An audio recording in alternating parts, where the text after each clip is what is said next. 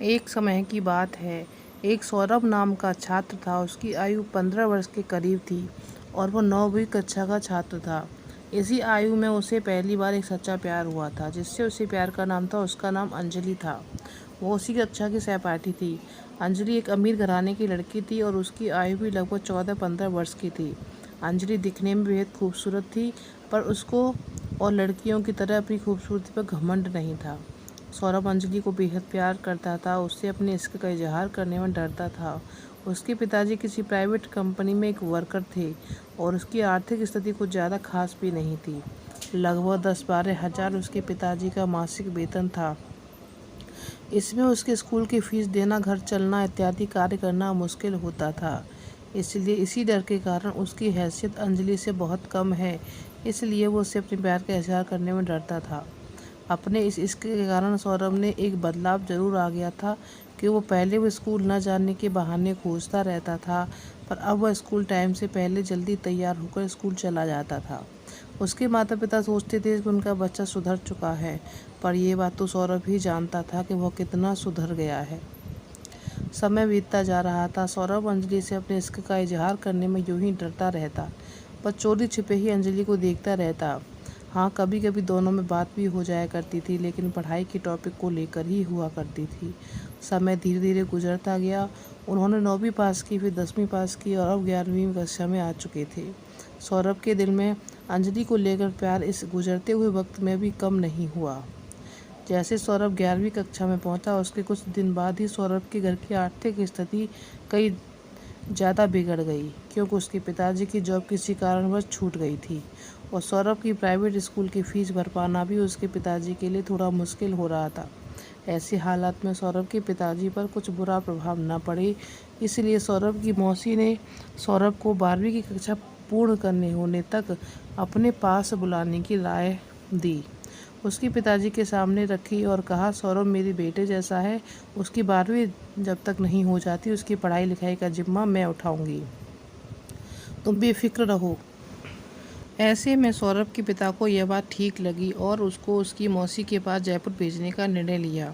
सौरभ को जब यह बात पता चली वह 12वीं की कक्षा पूर्ण होने तक जयपुर रहेगा, तो वो थोड़ा मायूस हो गया, पर अपनी आर्थिक स्थिति को देखकर उसने अपने पिता का यह निर्णय स्वीकार कर लिया।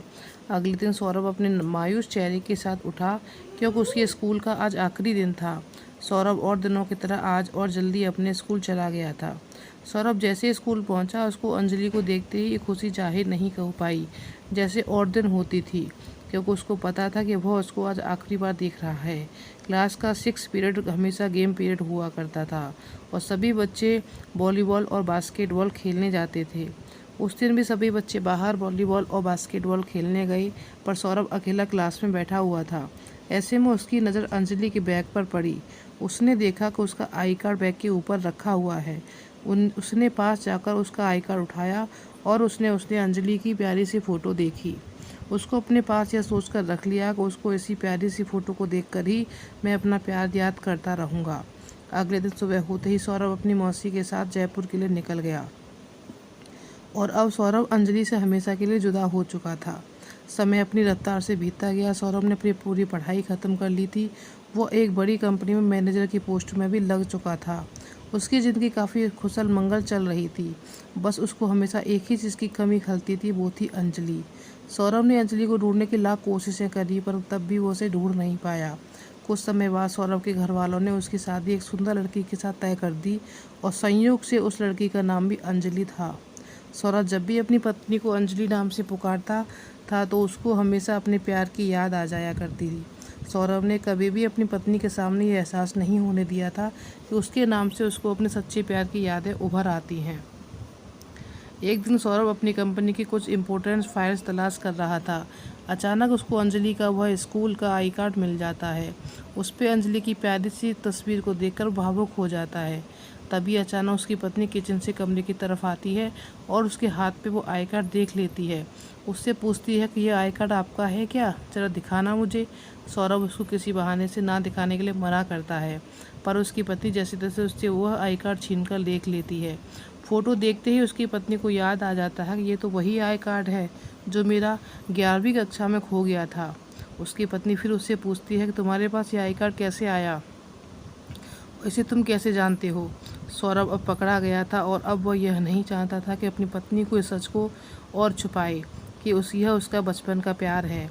उसकी पत्नी के पूछने के दौरान सौरभ अब सच बता देता है और वह अंजलि को बचपन से लेकर अब तक कितने बेइंतहा प्यार करता है। उसके इतना कहने के बाद तुरंत बाद ही उसकी पत्नी उसको बताती है कि यह फ़ोटो तो मेरी है, यह मेरा वही आई कार्ड है जो 11वीं कक्षा में खो गया था। यह सुनते ही सौरभ के चेहरे पर एक प्यारी सी खुशी की झलक आ जाती है। तब भी उसको अपनी पत्नी की बात पे यकीन नहीं हो रहा होता, तो उसकी यकीन दिलाने के लिए उसकी पत्नी अपनी पर्सनल डायरी लेकर आती है, जिसमें उसके कुछ बचपन के स्कूल के फ़ोटोज़ होते हैं। पूरी क्लास की एक बड़ी फ़ोटो जिसमें वो अंजलि के साथ खड़ी थी। उन फ़ोटोज़ को देखते ही सौरभ की आंखों में आंसू आ जाते हैं, क्योंकि उसको उसके बचपन का सच्चा प्यार, जी हाँ, उसके बचपन का प्यार अंजलि आज उसके सामने उसकी पत्नी के रूप में खड़ी थी। सौरभ यूं ही आंसू देख अंजलि की आंखें भर आती हैं और वो उसको प्यार से अपने गले लगा लेती है। दोस्तों कहते हैं ना, प्यार अगर सच्चा हो तो रब भी तुम्हें उससे जुदा नहीं कर सकता। ठीक वही हुआ सौरभ के साथ। उसने बड़ी शिद्दत से अंजलि को चाहा था और आखिरकार क्या हुआ, उसे उसका प्यार मिल ही गया। दोस्तों, अगर आप भी किसी से इश्क करते हैं तो यूं ही करते रहिए। अगर आपका प्यार सच्चा हुआ तो मानिए या ना मानिए, खुदा ज़रूर आपको आपका इश्क ज़रूर दिलवाएगा। तो दोस्तों, आशा करती हूँ कि आपको हमारी ये स्टोरी पसंद आई हो। अगर पसंद आई हो तो मेरे चैनल को लाइक करें, शेयर करें और सब्सक्राइब करें। धन्यवाद दोस्तों।